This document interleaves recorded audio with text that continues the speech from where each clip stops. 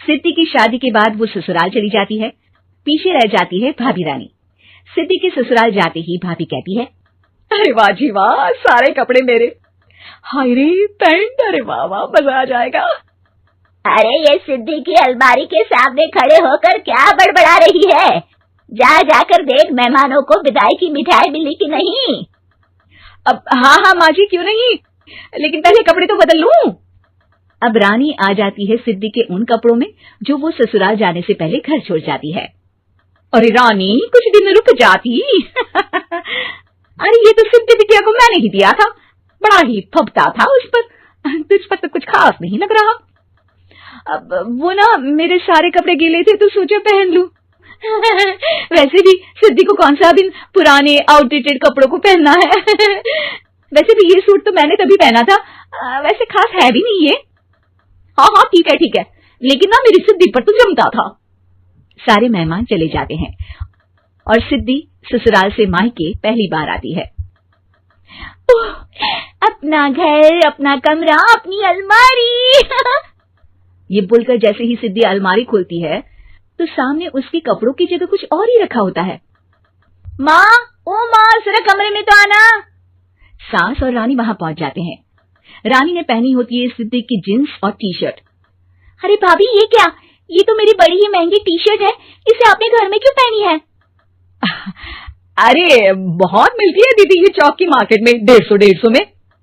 ओ भाभी प्लीज, ये एरोपोस्टल है, 2000 की एक टी शर्ट। ओह, 2000 में तो दीदी 4 साड़ी आ जाए। अब क्या बोलूं? भाभी, ये मेरी अलमारी में छोटू के कपड़े, तो मेरे कपड़े कहाँ हैं? मेरी अलमारी में? अब दीदी आपको कौन से पुराने कपड़े पहनने थे? माना भाभी, लेकिन मैं जब घर आती तो यही सब पहनती ना। अरे तुम तो बड़ी कंजूस हो दीदी। खैर वक्त आता है जब सिद्धि ससुराल के लिए रवाना हो रही होती है। अरे रानी, अंदर से सिद्धि का गिफ्ट ले आ, लड़की पहली बार ससुराल से मायके आई है। रानी अंदर जाती है और एक सिंपल सी साड़ी लेकर बाहर आ जाती है। ये लीजिए माँ जी। सास बेटी को गिफ्ट देकर ससुराल भेजती है। अगले दिन रानी एक सुंदर सी साड़ी पहनकर सामने आती है। अरे रानी, ये तो वो साड़ी है जो मैंने सिद्धि को देने के लिए दी थी जब वो ससुराल ले जाती, लेकिन ये तूने कैसे पहन ली? अरे माँ जी, ये साड़ी तो मुझे बहुत पहले से ही पसंद थी, लेकिन चिंता ना करिए, मैंने सिद्धि के लिए भी अच्छी सी साड़ी दी है। हाँ। तभी सिद्धि का फोन आता है। क्या माँ, कुछ अच्छा तो दिया होता ससुराल ले जाने के लिए। अरे पहले दिखा दिया होता। ये चमकते हुए पैकेट में नौकरानी वाली साड़ी मत दिया करो माँ।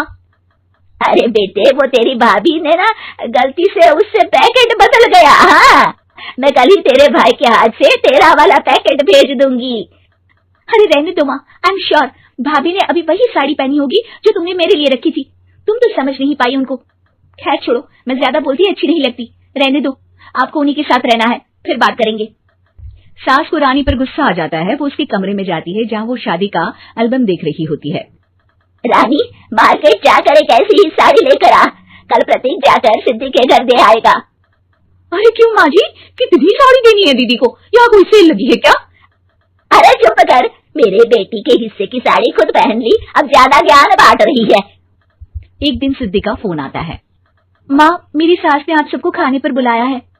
सारे लोग सिद्धि के ससुराल पहुंचते हैं। खाना खाकर वो लोग निकल रहे होते हैं कि सिद्धि की सास सभी को गिफ्ट देती है। अरे बहन जी, बेटी के घर का खाना खा लिया, यही बहुत है जो आप ऊपर से गिफ्ट भी दे रही है। अरे बहन जी, आप भी कहाँ इन बातों पर विश्वास कर रही हैं। सास सभी को गिफ्ट देती है, लेकिन रानी को जो साड़ी देती है वो अजीब सी हरे रंग की, लाल रंग की बड़ी छाप वाली होती है। अरे चीची, ये कौन पहनेगा? सासू माँ को तो जरी वाली इतनी सुंदर, और मेरे लिए ये नौकरानी वाली। अरे भाभी, दरअसल मैं जब भी घर आती थी आप वापसी में ऐसी ही साड़ी देती थी ना, तो माँ ने सोचा कि आपको आपकी पसंद की ही साड़ी क्यों ना दी जाए। बेचारी रानी, बोलती भी तो क्या। सिद्धि और सास रानी का चेहरा देखकर हंसने लगती है, तो रानी समझ जाती है कि अपने ही बिछाए जाल में वो फंस चुकी है।